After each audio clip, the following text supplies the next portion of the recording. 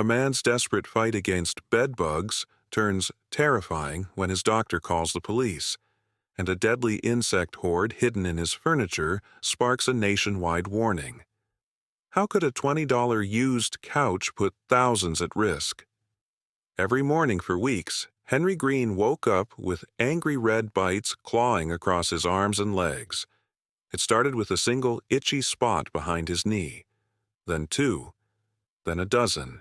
He tore his bed apart, scrubbed every inch of his cramped studio apartment in Omaha, Nebraska, and even tossed his favorite second-hand armchair. But the bites kept coming. His friends joked about ghosts. His co-worker, Mia, insisted it was bedbugs. "You're not cleaning right," she said, shoving a bottle of strong-smelling spray into his hands. Henry followed every tip online, steam cleaning the carpet, wrapping his mattress in plastic, even sleeping on the floor. Nothing worked. The bites spread to his neck, and the itching got so bad he'd scratch until his skin bled. One sleepless night, Henry caught a flicker of movement under his bedside lamp. A tiny, fast-moving bug darted into the shadows. He lunged, but it vanished. For days, he stalked his own apartment like a detective, flashlight in hand, until he finally trapped one in a glass jar. It wasn't round and flat like the bedbugs he'd Googled. This thing was longer, with jagged legs and a sharp, beak-like mouth. The next morning, Henry sat in Dr. Patel's clinic slapping the jar onto her desk. "This is what's been eating me alive," he said, desperation cracking his voice. Dr. Patel squinted at the bug, then froze. Her face went pale. Without a word, she grabbed her phone, dialed a number, and stepped into the hallway. Henry heard her voice sharpening. "Yes, I need to report a possible—" "No, confirm this is urgent. Send someone now." When she returned, Dr. Patel wouldn't look him in the eye. "Henry, I've called the police. This isn't a bedbug. It's something else. Something that shouldn't be here."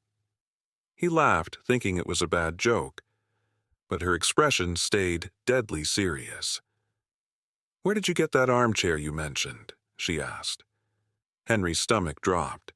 The chair, the one he'd bought cheap from a guy selling furniture out of a rusty truck last month. "Why?" he whispered. Before she could answer, sirens wailed outside. The police weren't alone. Two officers in uniform walked in first, followed by a woman in a dark suit. She flashed a badge at Henry. "Environmental health," she said flatly, snatching the jar from Dr. Patel's desk. She studied the bug, her lips pressed into a tight line. "Where did you find this?" Henry pointed to his apartment across the street. 10 minutes later, they were all standing in his tiny living room. The woman, Agent Rivera, put on gloves and ripped the plastic cover off Henry's mattress. Underneath, clinging to the seams, were dozens of the same bugs, brown, crawling, their needle-like mouths glinting under the flashlight. "Triatomine bugs," Agent Rivera said. "They're called kissing bugs. They bite people's faces at night. But these?" She held up the jar. "This species isn't found in Nebraska, or anywhere in the U.S." Henry's mind flashed to the armchair he'd bought from that roadside seller. The guy had said it was imported, bragging about it being exotic. Agent Rivera's team tore the chair apart. Inside the stuffing, they found a nest, eggs, dead bugs, and stains that made Henry's stomach churn. "These bugs carry a parasite," Dr. Patel explained later, her voice low. "They can cause a disease that's hard to treat. But we caught it early. You're lucky." Henry wasn't feeling lucky. His apartment was sealed off.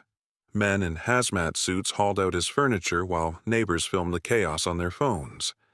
Agent Rivera questioned him for hours about the cellar, but Henry barely remembered the guy's face, just the rusty truck with South American license plates. 2 weeks later, Henry sat in a clinic waiting for test results. Dr. Patel walked in, holding a file.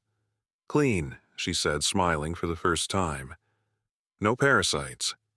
But those bugs. She shook her head. Authorities think they hitched a ride here and imported goods. You helped uncover something bigger. News outlets ran stories about illegal furniture shipments and health risks.